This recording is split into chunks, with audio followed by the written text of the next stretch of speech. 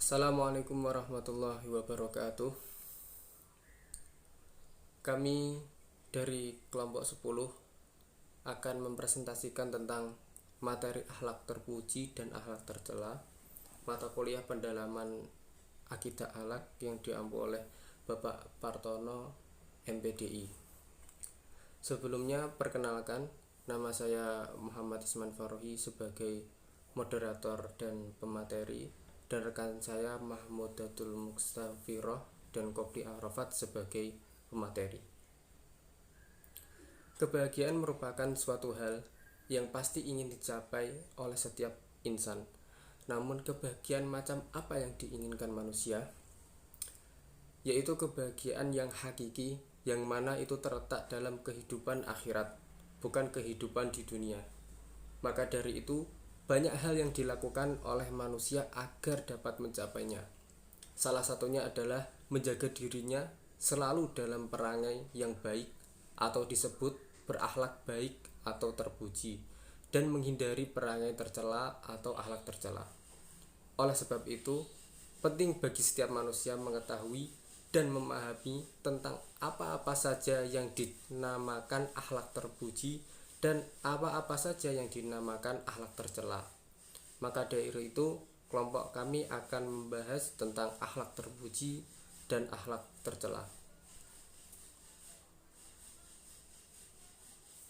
Menurut Damanhuri, pengertian akhlak dijelaskan bahwa akhlak secara bahasa ialah diartikan sebagai perangai atau tabiat atau tingkah laku. Kemudian secara istilah diartikan sebagai pengetahuan. Pengetahuan yang bagaimana? Yaitu pengetahuan yang menerangkan tentang apa-apa yang baik dan apa-apa yang buruk. Pengetahuan yang mengatur pergaulan manusia, serta pengetahuan yang menjadi penentu tujuan akhir dari apa yang telah dikerjakan dan diusahakan oleh manusia. Lanjutan pengertian akhlak. KBBI Daring dijelaskan bahwa kata akhlak secara kebahasaan atau etimologi yaitu berasal dari bahasa Arab akhlakun yang berarti karakter. Kata ini bermula dari kata khulukun, artinya karakter juga. Kemudian dari kata khulaqo yang berarti menjadikan untuk yang pertama kali, menakdirkan. Dijelaskan pula dalam KBBI Daring bahwa akhlak ini diartikan sebagai kelakuan, budi pekerti. Kata akhlak ini sendiri memiliki kata tidak baku yaitu akhlak dan akhlak.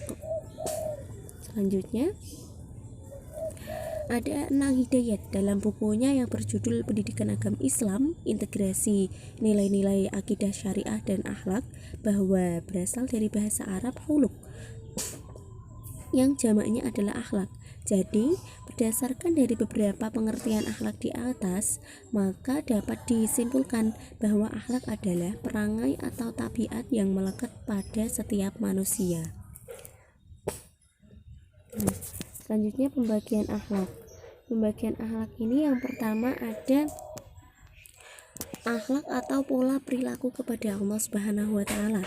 Jadi, akhlak atau pola perilaku kepada Allah Subhanahu wa taala ini meliputi beriman, taat, ikhlas, khusyuk, husnudon, tawakal, syukur, bertasbih, istighfar, takbir serta doa. Yang kedua ada akhlak atau pola perilaku kepada antar manusia. Ini ada dua, yaitu pertama akhlak terhadap diri sendiri dan akhlak kepada keluarga. Yang ketiga ada akhlak kepada lingkungan. Akhlak kepada lingkungan ini meliputi pertama yaitu kita sebagai manusia itu harus mengelola alam atau lingkungan itu dengan baik, sangat-sangat baik. Kemudian selanjutnya bertanggung jawab dalam memanfaatkannya, jadi tidak asal-asalan seperti menebang pilih, terus melakukan reboisasi, jadi tidak asal-asalan dalam kita memanfaatkan kekayaan alam sekitar. Kemudian berusaha memelihara kelangsungan hidup dan kelestariannya, mengendalikan diri sebagai manusia dalam mengeksploitasinya, berrahmat bagi seluruh alam, yaitu maksudnya memandang alam itu dan lingkungannya dengan penuh rasa kasih sayang. Jadi maksudnya itu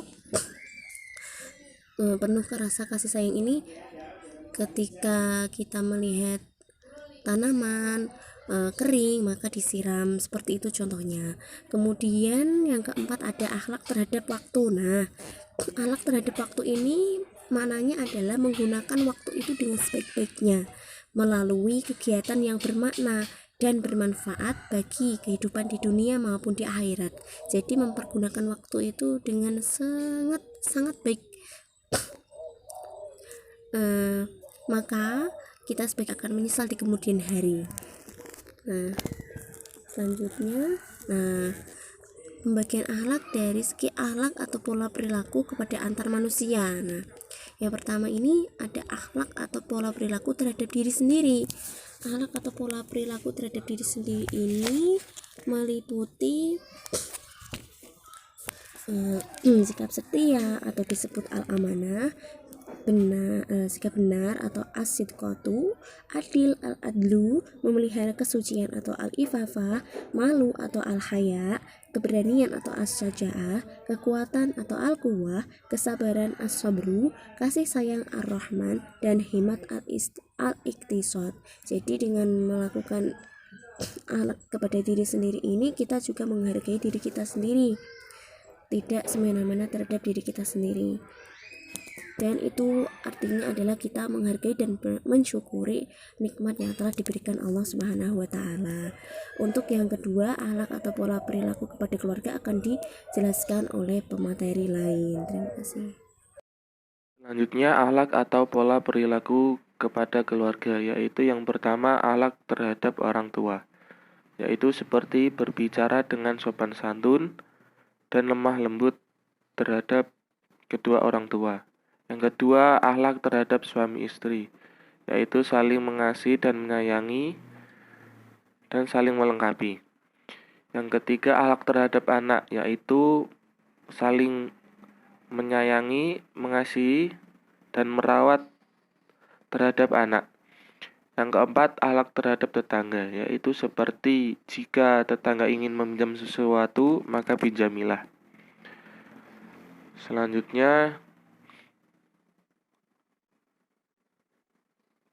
Enang Hidayat yang mengutip keterangan dari Muhammad Abdullah bahwa akhlak diklarifikasikan sebagai berikut, yaitu 1.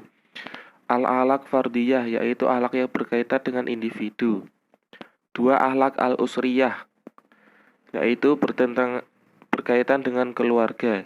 Yang ketiga, al-akhlak ijtimaiyah, yang di PPT itu keliru, yaitu al-islamiyah, yaitu berkaitan dengan sosial kemasyarakatan. Yang keempat yaitu akhlak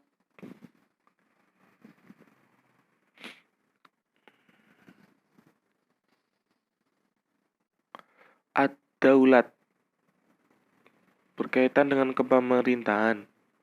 Yang kelima, al-akhlak diniyah, yaitu berkaitan dengan kewajiban dalam agama. Jadi, berdasarkan uraian di atas, maka dapat diambil kesimpulan bahwa pembagian akhlak itu pada dasarnya terbagi menjadi 3, yaitu akhlak kepada Allah, akhlak kepada sesama manusia, dan akhlak kepada alam. Akhlak terpuji dan akhlak tercela. Pada garis besarnya yaitu dibedakan menjadi 2, yaitu akhlak terpuji dan akhlak tercela. Akhlak terpuji disebut sebagai akhlak mahmudah, dan akhlak yang harus dijauhi atau disebut akhlak tercela yaitu disebut akhlak mazmumah. Akhlak terpuji yaitu diungkapkan dengan akhlak yang diperintahkan oleh Allah untuk dikerjakan. Mengapa demikian? Karena dengan seorang mengamalkan akhlak ini, maka ia sama dengan menyempurnakan Islamnya. Sifat-sifat yang termasuk akhlak terpuji yaitu jujur, disenangi atau disebut al-alifah. Selanjutnya, seorang pemaaf, manis muka atau murah senyum. Yaitu selanjutnya kebaikan sesama dengan baik, tekun sambil menundukkan diri, menghormati tamu dan suka memberi maaf. Dan masih banyak lainnya. Tentang akhlak tercela, yaitu akhlak yang harus dijauhi setiap manusia.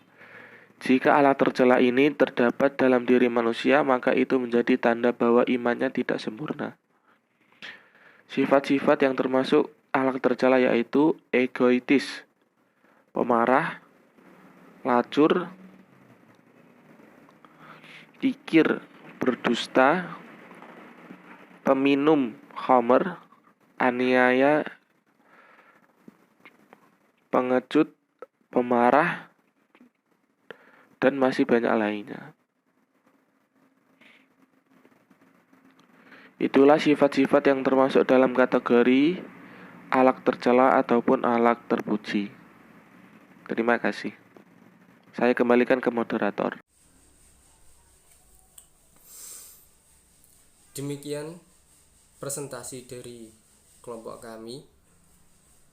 Kami meminta maaf sebesar-besarnya apabila dalam penyampaian terdapat kesalahan atau dalam penyampaiannya kami memohon maaf sebesar-besarnya. Sekian, wassalamualaikum warahmatullahi wabarakatuh.